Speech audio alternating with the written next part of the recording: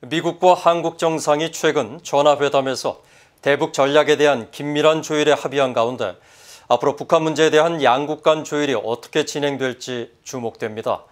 미국 내 한반도 전문가들은 문재인 한국 대통령이 김정은 북한 국무위원장의 비핵화 의지에 대해 조 바이든 대통령을 설득하려 해선 안 된다고 지적했습니다. 조은정 기자가 먼저 보도합니다.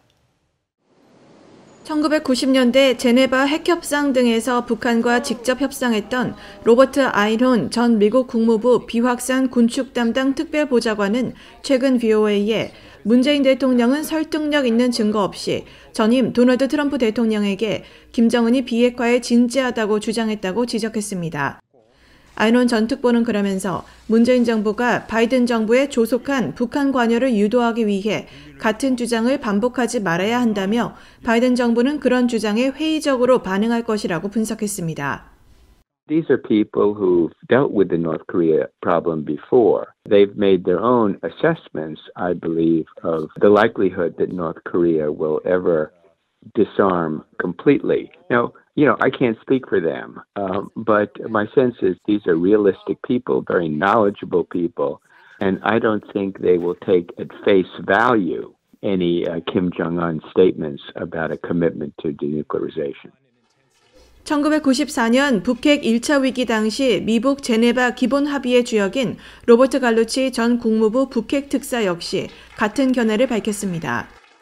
It's not a good idea, I think, for the president of the Republic of Korea to try to persuade the new president of the United States that North Korea is serious. For two allies, the ROK and the USA, the prudent course is to test the proposition that the DPRK can be induced to join in a process of engagement and diplomacy that would ultimately lead to denuclearization.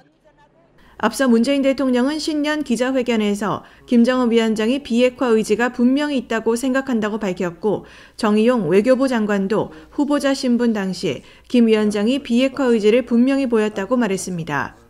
마크 피츠패트릭 전 국무부 비확산 담당 부차관보는 북한이 핵과 장거리 미사일 실험을 하지 않고 있는 것은 미국, 한국과 대화를 재개할 가능성을 열어둔 것으로 긍정적인 면이지만 2018년 하노이 2차 미북 정상회담 이후 미국과의 대화에 관심을 보이지 않는 등 비핵화할 마음이 없는 것으로 해석할 수 있다고 지적했습니다.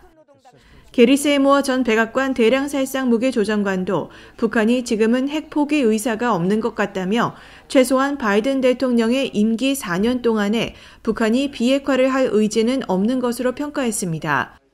따라서 당면한 목표는 북한의 핵 프로그램을 제한하는 것이며 4년 내에 완전한 북한 비핵화는 어려운 만큼 외교를 통해 핵 프로그램의 추가 발전 속도를 늦춰야 한다고 말했습니다. 크리스토퍼 힐 전 국무부 동아시아 태평양 담당 차관보는 김정은이 비핵화를 하길 원치 않더라도 제재를 비롯한 다른 조치들을 통해 강제로 비핵화하는 상황에 놓일 수 있다고 분석했습니다. VOA 뉴스 조은정입니다.